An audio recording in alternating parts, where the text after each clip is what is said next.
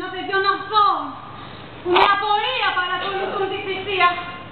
Κάποτε περήφανοι ήμουν που τούτα τα κόμματα των προγόνων μου ήταν.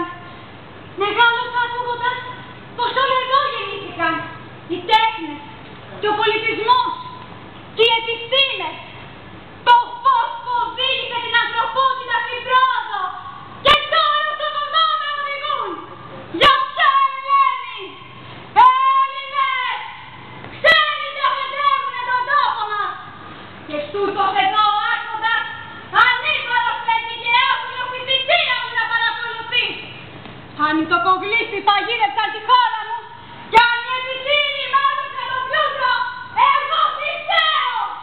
Προαιώνιο αυτός είμαι εγώ.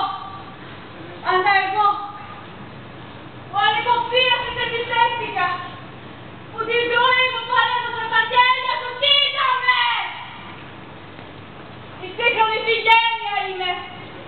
Με μεγάλωσες με όμορφα παραμύθια για το μέλλον.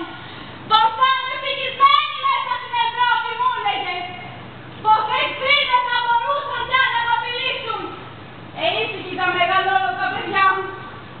Και τώρα εχθρός μου έγινε η ίδια η πατρίδα μου.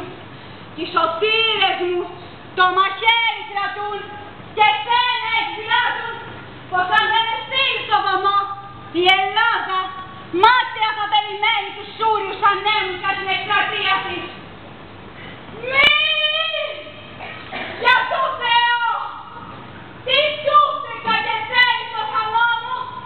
Αντί να πληρώσουν τις τέσσερις τον πλούτο της Ελλάδας, μάζεψαν τα πιτροπροφυλάκια, όσοι τα λεφτά της χώρας πήγαν στην Ελβετία, με έβαλα κρυβίδες αγώνονταν τόσα χρόνια. Θα την πληρώσω εγώ, που αγωνίζομαι να ζήσω απλά και ταπεινά, μονάχα αυτό, να ζήσω.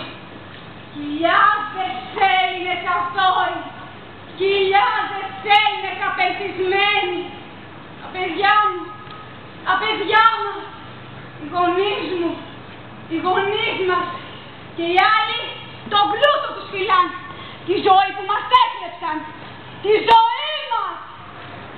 Αχιλλέας Γεωργίου. Αυτόν! Αυτοκτόνησε! Μάριος Ανδρέου.